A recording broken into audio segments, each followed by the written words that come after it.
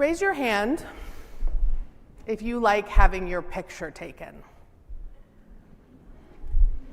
Oh, bless you, hearty souls.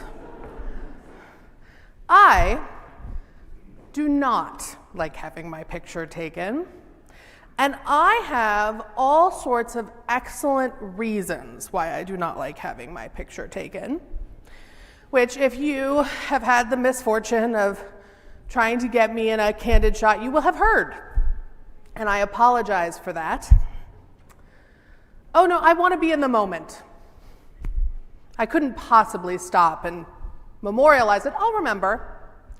Or, Mom, no one wants to see our vacation pictures. Sorry about that, Mom. I have various justifications. I'm busy. Oh, I didn't brush my hair today. I don't like these shoes. The truth is, I do not like having my picture taken because I do not like looking at pictures of myself. And to not look at pictures of yourself, a really good starting point is to just not have them taken in the first place. I do not like looking at pictures of myself because I do not like what I see in pictures of myself. Now, I might describe that, sometimes I describe this like, oh, I'm not very photogenic. I'm not sure what that means exactly. But what it means to me when I say I do not like looking at pictures of myself is that when I look at a picture of myself, it does not look the way it looks in my head. I don't look like that, and if I do look like that, I might have a problem. In my head, everything is just a little different. A little smoother and a little easier, a little more even. Just not a lot different. It's not like I don't recognize myself, but a little different. In my head, I look a little different. And so I spent 30-some odd years avoiding having my picture taken and then deciding that avoiding having your picture taken does kind of make you a bit of a jerk in some settings. So I had a compromise where I just didn't look at the pictures. You could take a picture of me as long as you didn't make me look at it. And this was working as a not excellent coping mechanism until the pandemic hit, and then we were all on Zoom all the time. And not only was I in Zoom meetings all the time, I was preaching on Zoom all the time. So I got to look at my face while I tried to be deep. And I did not care for that experience. Who here had the experience at the height of the pandemic of looking at Zoom and being like, I didn't realize I was that vain? Anyone? Yeah, thank you. I appreciate it. I need to stop touching that. And I experimented with the Zoom filters. Are y'all familiar with this? Where you can sort of smooth out the way you look. So you look both better, but also less like a human being. And isn't it interesting that better is less like a human being?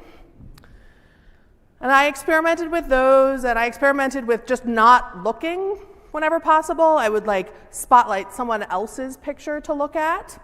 Because pro tip, if you're feeling self-conscious, just look at someone else. It actually really helps. But slowly, week after week, after month, after year, I couldn't avoid looking at myself on Zoom all the time. And the funny thing is, it got a little bit easier. I don't know if I was doing some sort of very mild exposure therapy, but eventually, slowly, I started to recognize the person in the picture because I had to look at her so often. I was forced to reckon with my actual face, my actual person, not the slightly edited version that exists in my mind.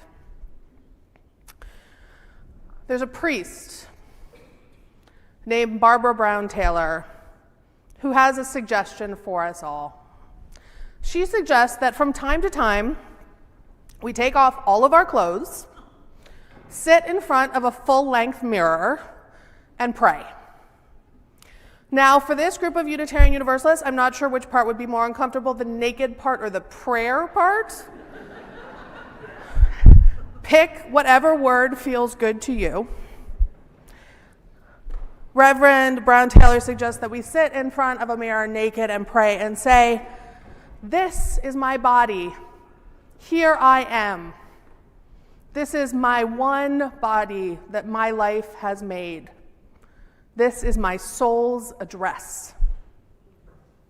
She imagines we look at our naked bodies with the tenderness with which we look at someone we love beyond measure.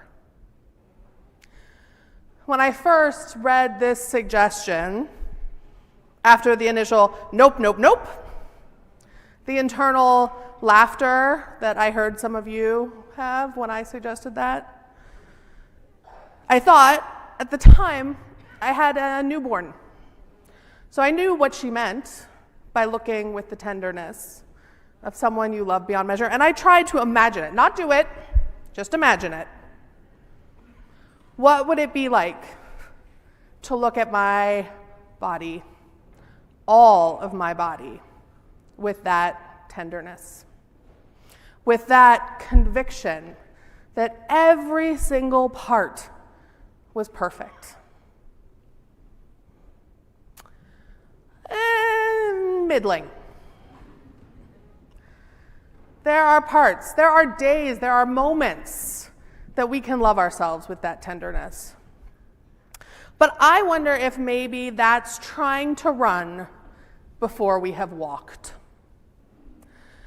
I wonder if maybe what I should be doing is imagining looking at my body, my face, all of me, the way Zoom made me look at it, just as what is, just seeing it, accepting it for what it was. There's a concept called body neutrality. Anyone know what I'm talking about here?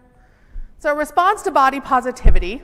And body positivity is wonderful, the notion that we should embrace our bodies for what they are, but sometimes positivity is too hard to lift.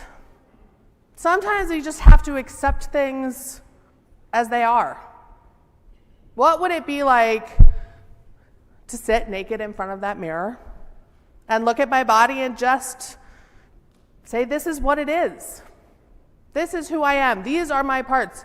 Because sometimes tenderness and love is a little too much when things hurt, when it's harder to move than it used to be, when you don't look quite the way you want to. Sometimes positivity is too much, but what would it be if we were all forced to reckon with our bodies as they were, or even wanted to reckon with our bodies and our spirits as they are? To look into that mirror and say, this is my soul's home, and it is what it is. To do that for our bodies and to do that for our spirits. Research shows that people who practice body neutrality actually are better at taking care of their bodies. And I don't mean this is a great life hack where if you practice body neutrality, then you're going to lose weight. That is not what I mean. I mean those of us who accept our bodies for what they are better at taking care of them, at giving them water when they need it, at resting, at moving in ways that are good for us. When we accept ourselves as who we are, it's easier to engage with what is as opposed to who we think we should be. I spent years not looking at pictures because I didn't look the way I thought I should. What a waste of time. Are there things you don't do because you can't do them the way you think you're supposed to? Are there parts of yourself that you just choose not to look at because they're not perfect? because they don't look the way you think you're supposed to? What would it mean to embrace ourselves as we are, not as we imagine we are?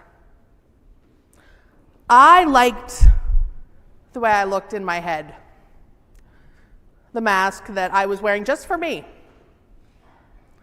I liked the way I looked, but I couldn't let anyone else look at me for fear they might notice I didn't look like that.